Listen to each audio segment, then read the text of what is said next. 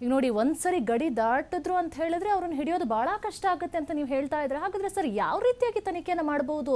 ಯಾಕಂತ ಹೇಳಿದ್ರೆ ಒಬ್ರು ದಂಪತಿಗಳು ಬರ್ತಾರೆ, ಅವ್ರನ್ನ ಕೆಲಸ ಇದೆ ಅಂತ ಹೇಳಿ ಮತ್ತೆ ಊರಿಗೆ ಹೋಗ್ತಾರೆ, ಇನ್ನೊಬ್ರು ದಂಪತಿಗಳು ಬರ್ತಾರೆ, ಯಾರ ಮೇಲೆ ಅಂತ ಹೇಳಿ ಅನುಮಾನ ಪಡೋದಕ್ಕಾಗುತ್ತೆ? ಒಂದ್ಸರಿ ಅವ್ರ ಊರಿಗೆ ಹೋಗ್ಬಿಟ್ರು ಅಂತ ಹೇಳಿದ್ರೆ ಹಿಡಿಯೋದು ಕೂಡ ಕಷ್ಟ ಆಗುತ್ತೆ ಅಂತ ನೀವು ಕೂಡ ಹೇಳ್ತಾ ಇದ್ದೀರಾ. ಹಾಗಾದ್ರೆ ಯಾವ ರೀತಿಯಾಗಿ ತನಿಖೆಯನ್ನ ಮಾಡಬಹುದು ಈ ಪ್ರಕರಣಕ್ಕೆ ಸಂಬಂಧಪಟ್ಟಂತೆ? ಏನಾಗುತ್ತೆ, ಅವ್ರದ್ದು ಒಂದು ಅಸೋಸಿಯೇಷನ್ ಎಲ್ಲ ಇದೆ. ಅವ್ರ ಅಸೋಸಿಯೇಷನ್ ಮಾಡ್ಕೊಂಡಿದ್ದಾರೆ. ಅವ್ರಿಗೆ ಕೇಳಿದ್ರೆ ನಾವು ಅವ್ರ ಅಸೋಸಿಯೇಷನ್ ಮುಖಾಂತರ ಇಲ್ಲಿದ್ದಾರೆ, ಪ್ರೆಸಿಡೆಂಟ್ ಸೆಕ್ರೆಟರಿ ಎಲ್ಲ ಇರ್ತಾರ ಅವರು. ಅವರು ನಮ್ಗೆ ಹೇಳಿ ಸರ್, ನಾವು ಸೇರ್ಸ್ಕೊಡ್ತೀವಿ ಅವ್ರು ಜಿನೈನ್ ಆಗಿರೋ ಪಾರ್ಟಿಗಳಿಗೆ, ನೀವೇ ಡೈರೆಕ್ಟ್ ಆಗಿ ಯಾರಿಂದಾನು ನೀವು ಹೌಸ್ ಕೀಪಿಂಗ್ ಅವರಿಂದ ತಗೋಬಿಡ್ತೀರಿ, ನೀವು ನಮ್ಗೇನು ಗೊತ್ತಾಗಲ್ಲ ಅಂತ ಅನ್ಬಿಟ್ಟು ಈ ಹೌಸ್ ಕೀಪಿಂಗ್ ಅವ್ರ ಮುಖಾಂತರ ಅವ್ರ ಕಡೆಯಿಂದ ಹೋಯ್ತು ಅಂತಂದ್ರೆ ಅವ್ರು ಏನ್ ಮಾಡ್ತಾರೆ, ಫಸ್ಟ್ ಸಾರ್ ಅವ್ರು ನಮ್ಗೆ ಇಷ್ಟು ಸಂಬಳ ಕೊಡ್ತಾರೆ, ಬರೀ 14 ಕೊಡೋದು, 13,000 ಕೊಡೋದು, ನೀವು 20 ಕೊಡ್ತೀರಿ, ನೋಡಿ ಸರ್ ನಮ್ಮಲ್ಲಿ ಇಷ್ಟು ದುಡ್ಡು ಇಟ್ಕೊಬಿಡ್ತಾರ ಅವರು, ದಯಮಾಡಿ ಆಗಿ ಮಾಡ್ಬೇಡಿ ಸರ್, ನಾವೇ ಅನ್ಕೊಂಡು ಅಂತ ಹೇಳಿ ಆ ಓನರ್ಗಳನ್ನ ಮತ್ತೆ ಅಸೋಸಿಯೇಷನ್ ಅವರು ಒಂದು ಗುಡ್ ಟರ್ಮ್ಸ್ ತಗೊಬಿಡ್ತಾರೆ. ಒಂದ್ 3-4 ತಿಂಗಳಿಗೆ ತಗೊಬಿಡ್ತಾರೆ, ಮ್ಯಾಕ್ಸಿಮಮ್ 6 ತಿಂಗಳು. ಅವ್ರು ಇಂಡಿಪೆಂಡೆಂಟ್ ಆಗೋಯ್ತಾರೆ.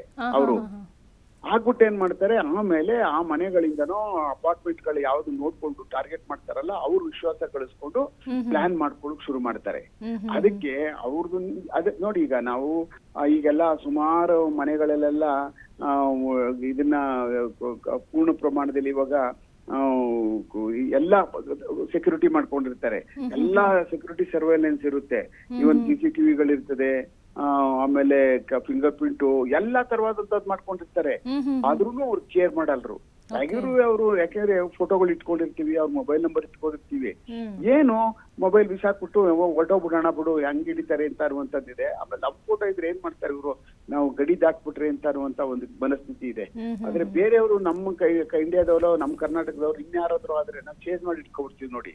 ಅವ್ರಿಗೆ ಅದೊಂದು ಧೈರ್ಯ, ಅಲ್ಲಿ ನೇಪಾಳಕ್ಕೆ ಬಂದ್ರೆ ಸಿಗಲ್ಲ, ನಮ್ನ ಹೆಂಗ್ ಹಿಡಿಕ್ ಆಗ್ತದೆ ಬಿಡು ಅಂತ ಹೇಳಿ ಜೀವನದಲ್ಲಿ ಒಂದೇ ಒಂದು ಆಸೆ ಇಟ್ಕೊಂಡ್ರು, ನಾನು ಸಾಹುಕಾರ ಆಗ್ಬೇಕು. ಹೆಂಗ್ ಸಾಹುಕಾರ ಆಗ್ಬೇಕು, ಕಳ್ತನ ಮಾಡೋ ಈ ತರ ಮಾಡಿ ಬರೀ ಕಳ್ತನನೇ ಮಾಡೋದು. ಅವ್ರು ಮೇಜರ್ ಆಗಿ ಮರ್ಡರ್ಗಳು ಮಾಡಲ್ರು. ನೀವು ನೋಡಿ, ಯಾರಿಗಾದ್ರೂ ಮನೆಗ್ ನುಗ್ಗಿ ಮರ್ಡರ್ ಮಾಡಿ ಎತ್ಕೊಂಡು ಹೋಗಿರ್ತಕ್ಕಂಥ ಒಂದೇ ಒಂದ್ ಕೇಸ್ ನಾನು 30 ವರ್ಷದಲ್ಲಿ ನೋಡ್ಲಿಲ್ಲ.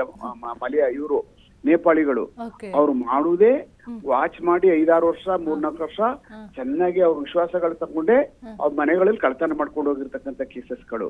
ಹಿಡಿದ್ರೆ ಒಂದ್ಸರಿ ದೊಡ್ಡ ಮಾಲನ್ನೇ ಹಿಡಿಬೇಕು ಅನ್ನೋ ತಲೆಲಿರೋದು ಅವ್ರದ್ದು ಐಡಿಯಾ. ಹೌದೌದು, ಅದ್ ಪ್ಲಾನ್ ಮಾಡ್ಕೊಂಡೇ ಬರ್ತಾರ ಅವ್ರು. 5 year ಪ್ಲಾನ್ ಮಾಡ್ಕೊಂಡೇ ಬರ್ತಾರ ಅವರು. ಸರ್, ಈಗ ನಿಮ್ಮ ಅನುಭವದಲ್ಲಿ ಇಂತಹ ಎಷ್ಟು ಕೇಸ್ಗಳನ್ನ ನೀವು ಸಾಲ್ವ್ ಮಾಡಿದ್ದೀರಾ ಅಂತ ಹೇಳಿ, ಈಗ ನಿಮ್ಮ ಅನುಭವಕ್ಕೆ ಬಂದಂತಹ ಇತರ ಪ್ರಕರಣಗಳಲ್ಲಿ? ನೋಡಿ, ಕೆಲವಷ್ಟು ಕೇಸಸ್ ಗಳಲ್ಲಿ ನಾವು ಹೋಗಿ ಅಲ್ಲಿ ರಿಕವರಿ ಮಾಡ್ಕೊಂಡು ಅವ್ರಿಗೆ ಯಾವುದೇ ತರವಾದಂತ ಒಂದು ಚಿಕ್ಕ ಕ್ಲೂ ಇಲ್ಲದೆ ನೇಪಾಳದವ್ರಿಗೆ ಎತ್ಕೊಂಡ್ ಬರ್ತಕ್ಕಂತ ಕೆಲಸನೂ ನಾವು ಮಾಡಿದೀವಿ. ಅದು ಬಹಳ ಅತ್ಯಂತ ಗೌಪ್ಯವಾಗಿ ಮಾಡ್ಬೇಕು, ಧೈರ್ಯ ಬೇಕು. ಇಲ್ಲಾಂದ್ರೆ ಆಗುದಿಲ್ಲ. ನೀವು ಎಂಟ್ರಿ ತಗೊಂಡು ಅಲ್ಲಿ ಆರೋಪಿತರುಗಳು ಕೂಗಾಡ್ಬಿಡ್ತಾರೆ, ಕಿರ್ಚಾಡ್ಬಿಡ್ತಾರೆ ಅಲ್ಲಿ ಹೋದ ತಕ್ಷಣನೇ. ಅವರು ನಮ್ಗಲ್ಲಿ ಹೋದಾದ್ಮೇಲೆ ನಮ್ಗ್ ಸಪೋರ್ಟ್, ಯಾಕೆಂದ್ರೆ ಬಹಳ ದಿವಸ ಆದ್ಮೇಲೆ ಸಿಗ್ತಾರೆ. ಸಿಕ್ಕಾದ್ಮೇಲೆ ಅವ್ರ ಹತ್ರ ಗೋಲ್ಡ್ ಅಲ್ಲೇ ಡಿಸ್ಪೋಸ್ ಮಾಡ್ಬಿಟ್ಟಿರ್ತಾರೆ. ಅದೇ ರಿಕವರಿ ಹೋಗ್ಬೇಕಲ್ಲ ನಾವು. ಒಂದ್ ವೇಳೆ ಇಲ್ಲೇ ಸಿಗಾಕೊಂಡ್ರು ನಮ್ಗೆ ಅವರು ಎಲ್ಲ ಡಿಸ್ಪೋಸ್ ಮಾಡಾದ್ಮೇಲೆ ಸಿಕ್ಕಿದ್ರೆ ಈ ತರ ಮಾಡ್ಬೇಕು. ಇಲ್ಲ ಡಿಸ್ಪೋಸ್ಗೆ ತಗೊಂಡು ಹೋಗಿದ್ದಾರೆ ನೇಪಾಳಕ್ಕೆ ಅಂತ ಹೇಳಿದ್ರೆ, ನೀವು ಅಲ್ಲಿ ಹೋಗಿ ಅವ್ರ ಹತ್ರ ರಿಕವರಿ ಮಾಡೋದಿದೆಯಲ್ಲ, ಅಲ್ಲಿ ಚಿನ್ನ ಕೊಂಡ್ಕೊಂಡಿರೋದು ಬಹಳ ಕಷ್ಟ ಇದೆ. ನಮ್ಗೆ ಸಪೋರ್ಟು ಮಾಡಲ್ಲ. ಈ ಕಳ್ಳತನದ ವಿಚಾರದಲ್ಲಿ ಒಂದೇ ಒಂದು ಸಣ್ಣದು ಸಹ ನಮ್ಗೆ ಏನೂನು ಅಲ್ಲಿ ನಮ್ಗ್ ಸಪೋರ್ಟ್ ಮಾಡೋದಿಲ್ಲ ಅಲ್ಲಿ ನೇಪಾಳದವರು. ಅದೇ ದೊಡ್ಡ ತಲೆನೋವು. ಅದರಿಂದಾನೇ ಸಿಕ್ಕಾಬಟ್ಟೆ ಕಳ್ಳತನಗಳು ಬೆಂಗಳೂರಿನಲ್ಲಿ ಈ ತರ ಒಂದು ಏನು ದೊಡ್ಡ ದೊಡ್ಡ ಮನೆ ಕಳ್ಳತನಗಳಾಗ್ತಕ್ಕಂಥದ್ದು.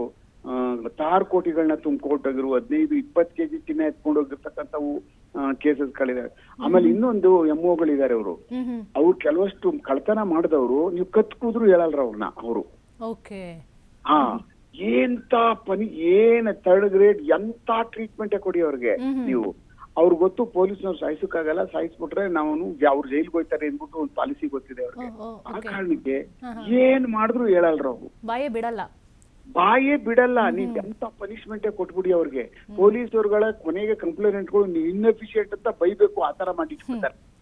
ಹೆಂಗು ಸಾಯಿಸಕ್ಕಂತೂ ಆಗಲ್ಲ, ಹೆಂಗು ಸಾಯಿಸಲ್ಲ, ಅದೊಂದು ನಂಬಿಕೆ ಇರುತ್ತೆ. ಎಷ್ಟು ಹೊಡಿತಾರ ಹೊಡಿಲಿ ಅಲ್ವಾ? ಹೌದು. ಪೊಲೀಸರುಗಳಿಗೆ ಕಂಪ್ಲೇಂಟ್ಗಳು ಕೊನೆಗೆ ಅವ್ರಿಗೆ ಶಾಪ ಹಾಕೊಂಡು ಹೋಗ್ಬಿಡ್ತಾರೆ. ನೀವು ಹಿಡಿದ್ರಿ, ಏನು ಮಾಡ್ಲಿಲ್ಲ, ನೀವೇ ತಿನ್ಬಿಟ್ರಿ, ಎಲ್ಲಾನು ತಗೊಂಡು ನಮ್ಗೆ ಕೊಡ್ಲಿಲ್ಲ ಅಂತ ಬೈಕೊಂಡು ಹೋಗ್ಬಿಡ್ತಾರೆ. ಇಂಥ ಪ್ರಕರಣಗಳು ನೋಡಿದೀವಿ ನಾವು ಕೇಸಸ್ಗಳನ್ನ. Okay okay sir, thank you TV five news ಜೊತೆ ಮಾತನಾಡಿದ್ದಕ್ಕೆ.